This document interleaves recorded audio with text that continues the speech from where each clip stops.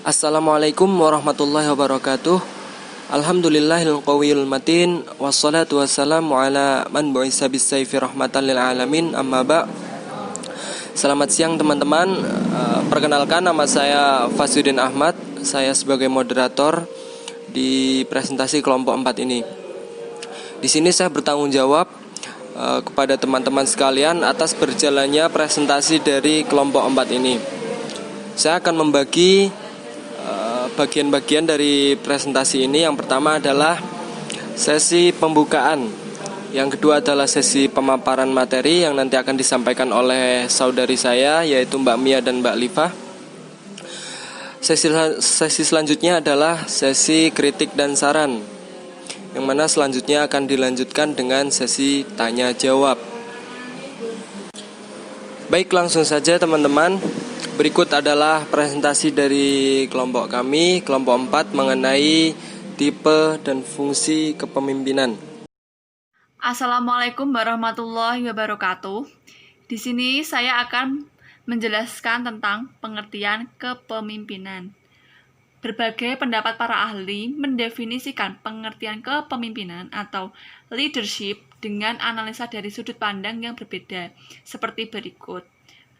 Menurut Alderditt, kepemimpinan adalah aktivitas mempengaruhi orang-orang agar mau bekerja sama untuk mencapai beberapa tujuan yang mereka inginkan.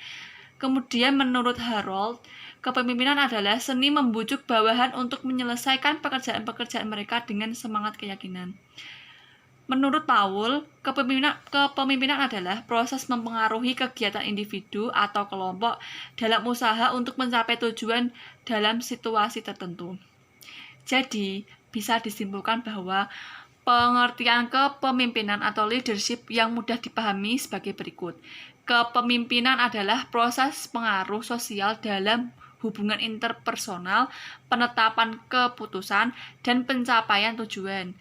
Kepemimpinan adalah proses mempengaruhi perilaku orang lain ke arah pencapaian tujuan. Yaitu fungsi kepemimpinan. Dalam melaksanakan aktivitas organisasi atau perusahaan akan dilakukan oleh orang-orang yang saling bekerja sama, bantu-membantu, dan menjalin komunikasi satu dengan lainnya untuk mencapai tujuan sesuai dengan fungsi dan tugasnya yang diberikan masing-masing. Fungsi kepemimpinan.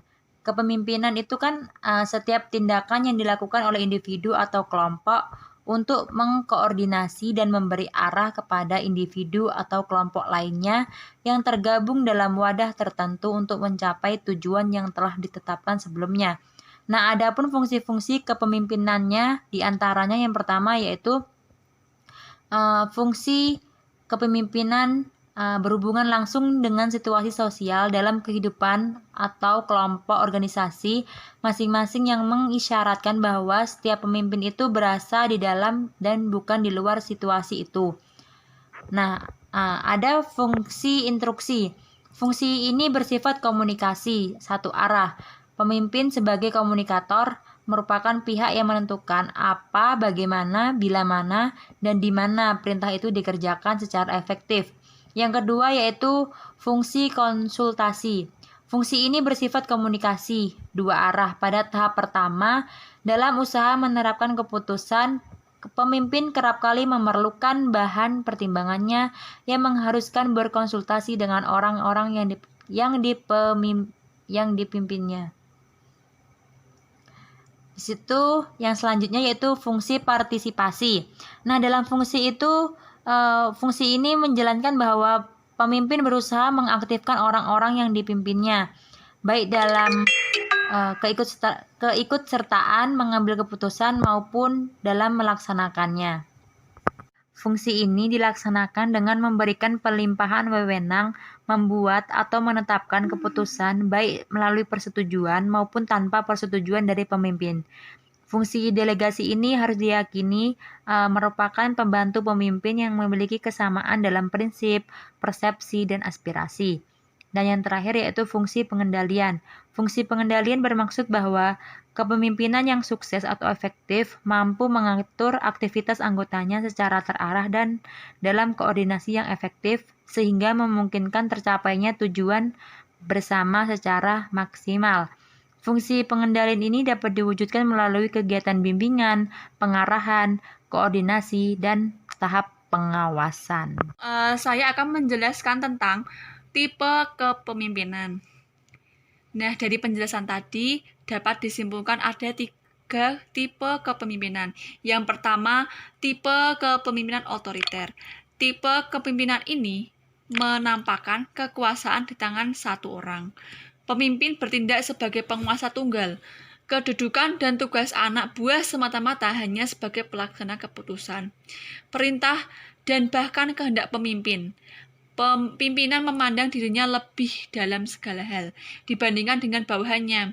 Kemudian bawahan selalu dipandang rendah sehingga tidak mampu berbuat sesuatu tanpa diperintah. Yang kedua, tipe kepemimpinan kendali bebas. Tipe kepemimpinan ini merupakan kebalikan dari tipe kepemimpinan otoriter. Pemimpin berkedudukan sebagai simbol. Kepemimpinan dijalankan dengan memberikan kebebasan penuh pada orang yang dipimpin dalam mengambil keputusan dan melakukan kegiatan menurut kehendak dan kepentingan masing-masing, baik secara perorangan maupun kelompok-kelompok kecil. Pemimpin hanya memfungsikan dirinya sebagai penasihat. Yang ketiga, tipe kepemimpinan demokratis. Tipe kepemimpinan ini menempatkan manusia sebagai faktor utama dan terpenting dalam setiap kelompok atau organisasi. Pemimpin memandang dan menempatkan orang-orang yang dipimpinnya sebagai subjek yang memiliki kepribadian dengan berbagai aspeknya, seperti dirinya juga. Kepemimpinan demokratis adalah kepemimpinan yang aktif, dinamis, dan terarah. Kepemimpinan tipe ini dalam mengambil keputusan sangat mementingkan musyawarah yang diwujudkan pada setiap jenjang di dalam unit masing-masing. Terima kasih dan wassalamualaikum warahmatullahi wabarakatuh.